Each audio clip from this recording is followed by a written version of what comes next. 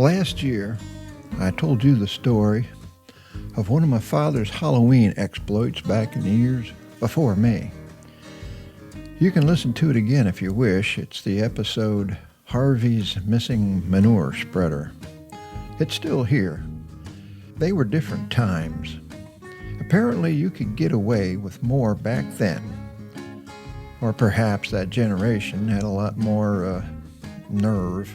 Whatever it was, my generation, at least in my old neighborhood, did not have quite the same chutzpah. But there were a couple of times. Well, feeble attempts, embarrassingly pale in comparison to the brazen, bodacious pranks of our elders. It pains me to recount them now, but there may be a point to be made here, or even possibly a lesson to be learned. My first attempt at following the family Halloween tradition was in my early teens. The plan was quite imaginative and possibly groundbreaking, at least on paper. A common practice in those days was making scarecrow-like dummies as Halloween decorations. They were simple, routine designs which were nothing more than clothes stuffed with paper or straw, with perhaps a jack-o'-lantern set on top for a head. It's still done today. My problem with that was the lack of imagination and the lack of appropriateness for the occasion. They were mostly all the same and mostly more cute than scary. What was the point of that? After all, it was Halloween. I had a better idea.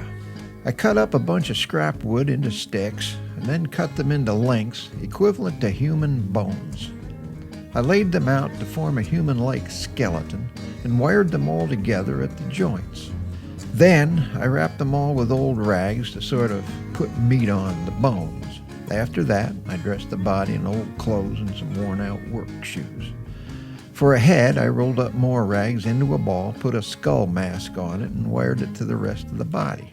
It wasn't perfect, but it was more lifelike, or dead-like, than any conventional Halloween dummy to date at the time. Next on the agenda was to figure out just what to do with my perfectly morbid creation. It was far too good to simply set it on the front porch surrounded by the traditional arrangement of corn stalks and pumpkins. This exquisite work of Halloween art deserved something much more grand, much more dramatic. The answer soon came with the help of an old friend and fellow conspirator from Walden. Ironically, his name was Fred, and he lived on Elm Street. On a busy intersection in downtown Walden sat the Fowler Building, a late 19th century four-story brick structure. It had a flat roof and a series of fire escape stairs that went up to the top from a darkened alley in the back. It was a perfect location for what we planned to do. On Halloween night at midnight, with Freddy from Elm Street acting as a lookout below in the dark alley, I climbed up to the roof with my creation slumped over my shoulder.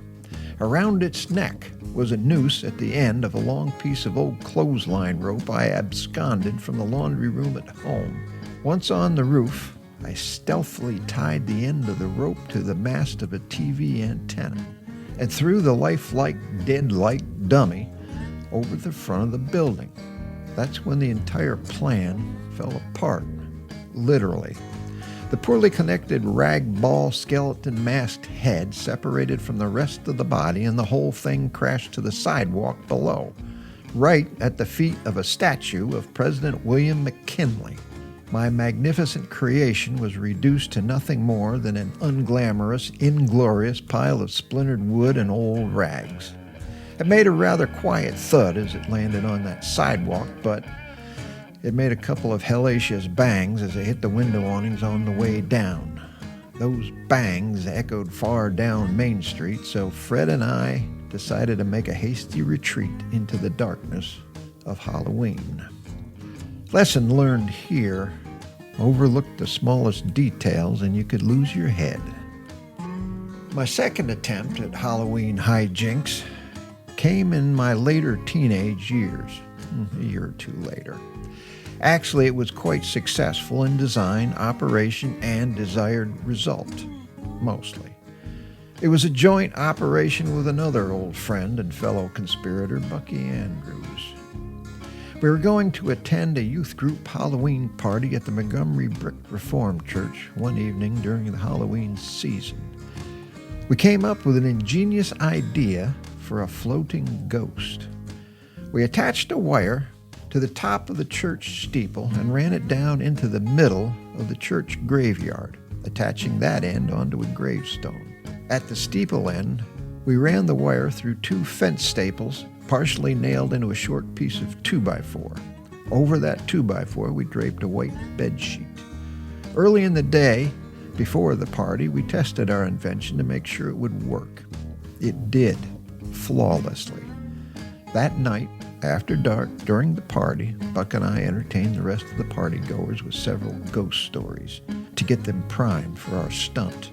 We then led them outside for a nighttime walk through the graveyard. At the appointed time, we had a third conspirator at the top of the bell tower release the bedsheet 2x4 ghost. Hollywood could not have produced a better ghostly effect. It eerily floated across the night sky and disappeared out into the graveyard. The unsuspecting partygoers went wild, screaming hysterically in fear. It was perfect. Until 3 girls, my high school classmates, climbed over the graveyard fence and chased the apparition into the darkness, screaming as they ran. They caught up to it right about the time it reached the end of its wire. They ripped it off the wire, removed the sheet, and ripped it into shreds, all the while still screaming like banshees. To Buck and me, that sight was far more frightening than any fake ghost prank we could ever imagine. To this day, I still don't understand what caused such a violent reaction. However, I learned something very important that night. Come April Fool's Day 2022, I will be married 50 years. Our marriage has lasted that long because of the lesson I learned that night. Never, ever underestimate the power of an enraged woman.